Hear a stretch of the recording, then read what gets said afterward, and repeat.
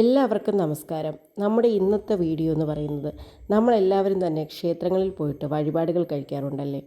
എന്നാൽ ആ വഴിപാടുകളെല്ലാം എന്തിനു വേണ്ടിയുള്ളതാണെന്ന് കൃത്യമായി അറിയാതെയാണ് പലപ്പോഴും നമ്മൾ വഴിപാടുകൾ എഴുതിക്കുകയും കഴിക്കുകയും ചെയ്യുക.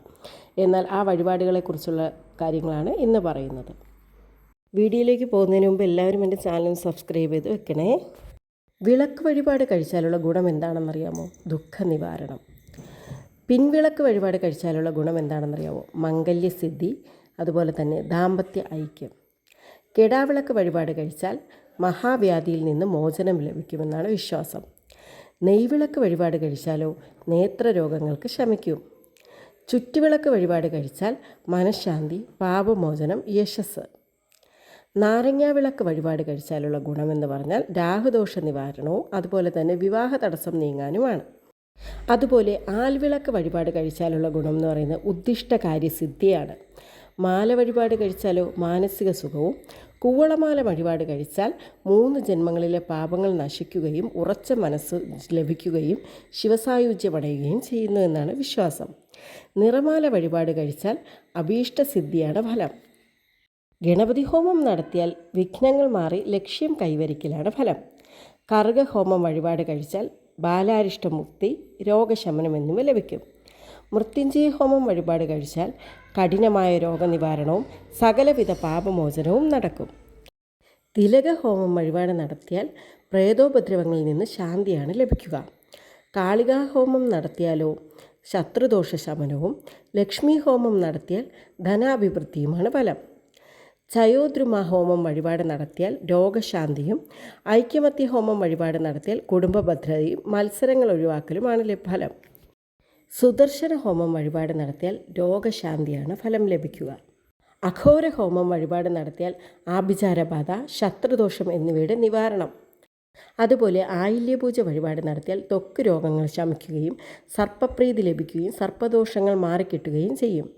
ഉമാമഹേശ്വര പൂജ വഴിപാട് നടത്തിയാൽ മംഗല്യ തടസ്സം മാറും. ലക്ഷ്മി നാരായണ പൂജ വഴിപാട് നടത്തിയാൽ ദുരിത നിവാരണവും ശത്രു നിവാരണവുമാണ് ഫലം.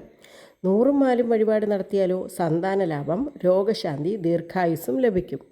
ഭഗവതി സേവ വഴിപാട് നടത്തിയാൽ ദുരിത നിവാരണം, ആപത്തുകളിൽ നിന്നും മോചനം. ബ്രഹ്മരക്ഷസ് പൂജ വഴിപാട് നടത്തിയാലുള്ള ഫലം സ്ഥലദോഷത്തിനും നാൽക്കാലികളുടെ രക്ഷയ്ക്കുമാണ് നടത്തുക.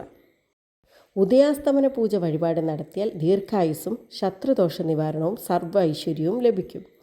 ഉഷപൂജ വഴിപാട് നടത്തിയാൽ വിദ്യാലാഭവും സന്താനലബ്ധിയും ലഭിക്കും. ഉച്ചപൂജ നടത്തിയാലോ രോഗശാന്തി, ഗൃഹദ്രവ്യലാഭം, മനസ്സമാധാനവും ലഭിക്കും. അത്താഴപൂജ വഴിപാടാണ് നടത്തുന്നതെങ്കിൽ ആയുരാരോഗ്യ സൗഖ്യമാണ് ലഭിക്കുക. ഒറ്റപ്പം വഴിപാട് നടത്തിയാൽ നല്ല ആരോഗ്യം ലഭിക്കും. കദളിപ്പഴം നിവേദ്യം നടത്തിയാലുള്ള ഫലം ജ്ഞാനലബ്ധി. വെണ്ണ നിവേദ്യം നടത്തിയാൽ ബുദ്ധിക്കും വിദ്യയ്ക്കും വേണ്ടിയിട്ട്. വെള്ള നിവേദ്യം വഴിപാട് നടത്തിയാൽ അതുപോലെ തന്നെ ദാരിദ്ര്യങ്ങൾ നീങ്ങുമെന്നും വിശ്വാസമുണ്ട്. അവിൽ നിവേദ്യം വഴിപാട് നടത്തിയാൽ ദാരിദ്ര്യ നിർമ്മാർജ്ജനമാണ് ഫലം. ത്രിമധുരം വഴിപാട് നടത്തുന്നതിലൂടെ താപത്രയങ്ങളിൽ നിന്ന് മുക്തി നേടുമെന്നാണ് വിശ്വാസം. പഞ്ചാമൃതം വഴിപാട് നടത്തിയാൽ ദൈവാനുഗ്രഹവും. ചന്ദനം ചേർത്ത് വഴിപാട് നടത്തിയാൽ ഉഷ്ണരോഗശമനവും ചർമ്മരോഗശാന്തിയുമാണ് ലഭിക്കുക. ദേവിക്ക് മുഴിക്കാപ്പ് ചാർത്തിയാൽ ലഭിക്കുന്ന ഗുണം പ്രശസ്തിയും ദീർഘായുസ്സുമാണ്. ഗണപതിക്കാണ് മുഴിക്കാപ്പ് ചാർത്തുന്നതെങ്കിൽ കാര്യതടസ്സം മാറിക്കിട്ടും.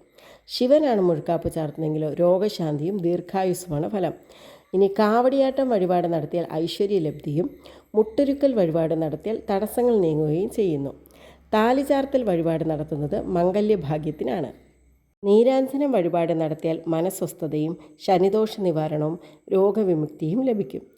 വെടിവഴിപാട് നടത്തിയാലുള്ള ഗുണം എന്താണെന്ന് വെച്ചാൽ നഷ്ടപ്പെട്ട ദ്രവ്യം കണ്ടെത്തുകയും അതുപോലെ എന്തെങ്കിലും കാര്യസാധ്യത്തിന് വേണ്ടിയുമാണ്. പായസം വഴിപാട് നടത്തിയാലോ ധനധാന്യവർദ്ധനയും. തന്നീരാമിത്രം വഴിപാട് നടത്തിയാലോ രോഗശാന്തിയും അഭീഷ്ടശാന്തിയും ലഭിക്കും. ക്ഷേത്രങ്ങളിൽ പോയി വഴിപാടുകൾ നടത്തുമ്പോൾ എന്തിനാണ് നടത്തുന്നത് എന്നുള്ള കാര്യം പ്രത്യേകം ശ്രദ്ധിക്കുമല്ലോ.